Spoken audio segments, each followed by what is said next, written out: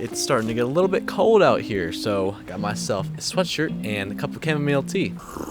So let me tell you a story about how my gym sessions used to look 2-3 years ago. I'd head out to the gym with this desire to just get big. I was a freshman in college, which meant that I was smaller than everyone else in the gym. Of course I'm gonna compare myself because everyone else looks so much bigger and stronger than me. I created a separation between me, the smaller, weaker person, and them, the bigger, stronger person. And in my mind, I perceive them as better and me being worse. So if you remember, self-consciousness is based in fear, and fear is the basis of shame, fear of not being worthy of connection. And I was afraid of being judged or basically being rejected, which means not being accepted. So I had a fear of not being accepted by these other people in the gym. I remember one day I just stopped and looked at myself in one of those giant mirrors that find themselves in the gym, and I just made eye contact with myself. And I said to myself, I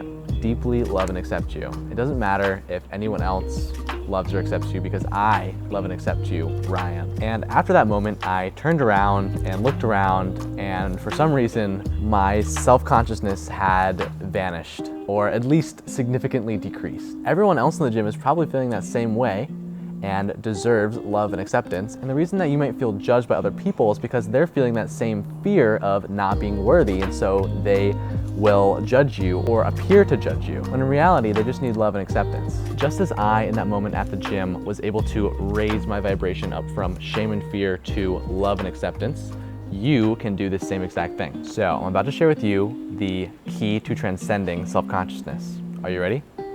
Awareness. The first step in transcending self-consciousness is becoming aware that you're even self-conscious. You need to be able to recognize when and where you're being self-conscious, label it as self-consciousness, label it more specifically as fear or shame.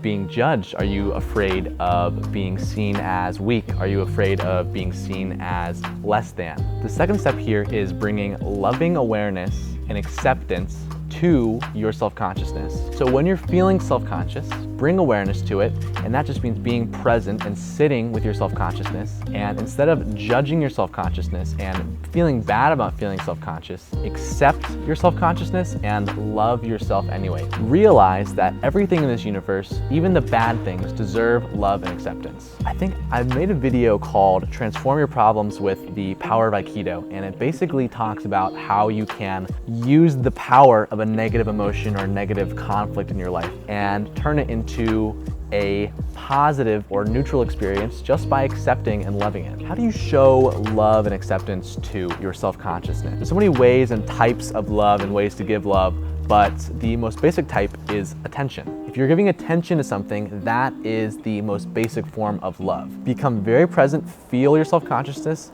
label it, notice it in your body, notice it in your mind, just be present with it and love and accept it. And as you give the situation and the emotion that you're feeling loving acceptance, you'll start to transcend up to the level of acceptance, which is a very peaceful, neutral state on the consciousness scale. And it's a much better spot to move forward from. If you're somebody who really struggles with self-consciousness, it's something that I've dealt with a lot in my life and learned how to overcome. I'm offering completely free coaching sessions right now, so if you want to go deep and dive deep into these issues and resolve them, click the link down in the description to work with me completely for free to resolve those inner conflicts.